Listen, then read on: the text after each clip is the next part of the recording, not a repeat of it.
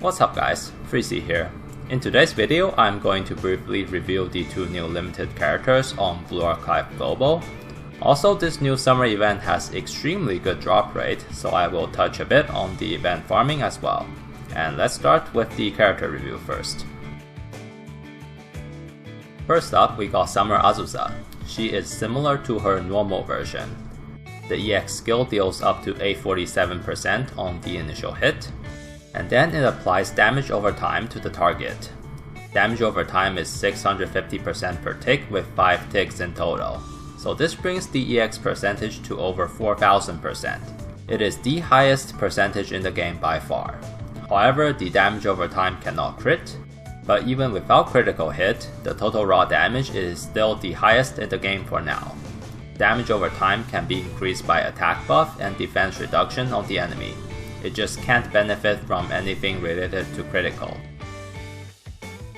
Just to do a quick comparison, Summer Azusa beats Haruna in terms of damage per cost by a pretty big margin on field and indoor terrain, and the two breaks even on urban. This means regardless of terrain, she is always a top tier damage dealer when it comes to blue armor enemies. However, do keep in mind that her EX costs 5, which is pretty expensive to cycle, so she may not always be the best option depending on your team members. Another thing is that Summer Azusa has defense reduction on her sub-skill. This is currently unique in the game and allows it to stack with all other sources of defense reduction. By bringing 3 students with stackable defense reduction, we can reach the maximum 80% defense down, which is a massive damage boost for our main damage dealer. So on high armor boss like Bina, Summer Azusa also sees play in top scoring team, despite being blue damage which is weak to yellow armor. So in conclusion, Summer Azusa is one of the best damage dealer in the game, and she has some supporting ability as well. She sees competitive play in 3 bosses and is definitely worth pulling. Interestingly, Summer Azusa is also the best limited student in the whole limited roster for now. All the limited students in the future are not as valuable as her, so if you have the budget, I say she is a must pull. Next up is Summer Moshiro. This character is a lot more straightforward. She pretty much does one thing only, and that is eliminating Tsubaki in PvP. Her EX applies evasion reduction debuff, which makes Tsubaki unable to dodge attacks from snipers. And then it deals blue damage, which will most likely kill Tsubaki from full. Well-built Tsubaki have around 70k HP, so in order to one-shot with consistency, I recommend raising Summer Moshiro to 4-star. On Season 3 Arena, the terrain switched to indoor, and you will need 5-star Summer Moshiro to get consistent results. So this character requires quite a bit of investment. I only recommend pulling her if you care about PvP. She is a must if you want to rank high.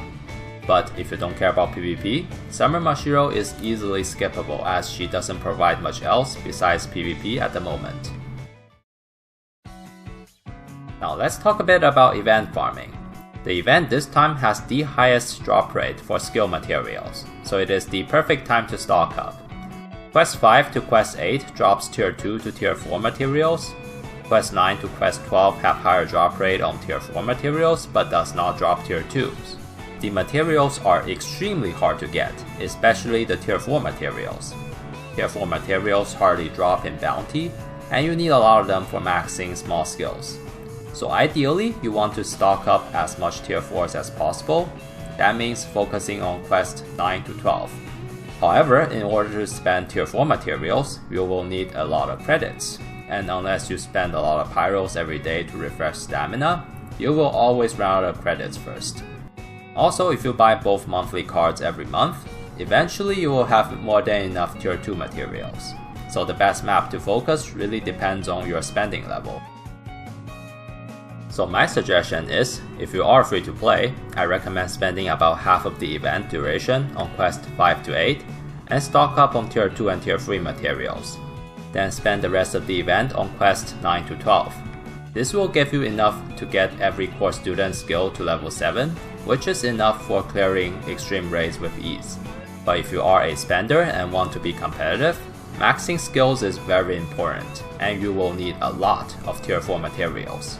so I recommend only farming Quest 5 to 8 for a bit so you'll have enough tier 2s for immediate needs, and then spend the majority of the event on Quest 9 to 12 only. I listed core students that uses these materials on screen, so choose accordingly. Also, this event is absolutely worth using pyros to refresh stamina. So far we haven't gotten another event with drop rates this good. Since each core student requires about 42 to 43 tier 4 materials to max, going for around 90 tier 4 materials of each type is a good amount for the average player. And that's it for this video. This summer event is one of my favorite events in Blue Archive, and the story has some connection to the main plot. Remember to do the daily missions for more Summer Tsurugi fragments. She is really good, so definitely worth doing the event daily every day. Thanks for watching and have a nice day.